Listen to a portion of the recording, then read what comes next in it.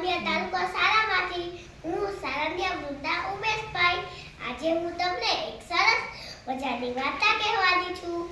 વાર્તાનું નામ છે ફૂલરજી। એક દેડકો હતો। દેડકા ભાઈ તો પોતાના 4 બચ્ચા અને દેડકી સાથે કૂવામાં રહે। દેડકો ખાઈને ખૂબ જાડો પાડો થઈ ગયો હતો। તે હંમેશા એવું માનતો કે તેનાથી મોટું બીજું કોઈ છે જ નહીં। દેડકાના 4 બચ્ચા કૂવાની પાળી પર રમતા હતા।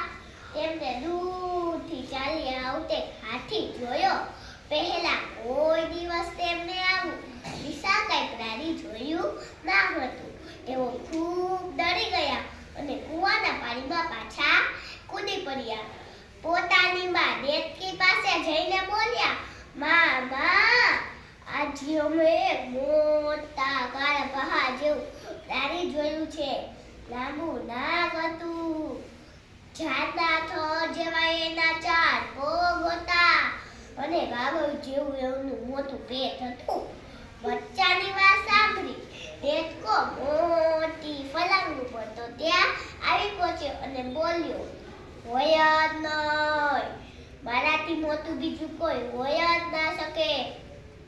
4 બચ્ચા કહે, ખરેખર હો, અમે બહુ જ મોટું પ્રાણી જોયું છે। દેડકાએ પોતાનું પેટ ફૂલાવ્યું અને પૂછ્યું, આટલું મોટું પ્રાણી? બચ્ચા કહે, ના બાપા, હજી મોટું। દેડકાએ ફરી પોતાનું પેટ વધુ ફૂલાવ્યું અને કહ્યું, આટલું મોટું? બચ્ચા કહે, ના, તેનું પેટ તો ખૂબ જ મોટું હતું। દેડકાએ ખૂબ જોર કરી હજી પોતાનું પેટ ફૂલાવ્યું। 4 બચ્ચા બોલી ઉઠ્યા, ના, તેનું પેટ તો આનાથી ખૂબ જ મોટું હતું। દેડકો કહે, હવે જો હું વધુ પેટ ફૂલાવી તમને બતાવું છું કે હું કેટલો મોટો છું।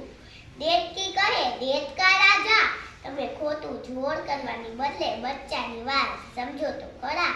બચ્ચા કહે, સાચું જ કહે। દેડકો કહે, મારા કરતા બીજું કોઈ મોટું હોય જ ના શકે। એમ કહી તે ફરી જોર કરી પોતાનું પેટ ફૂલાવા લાગ્યું।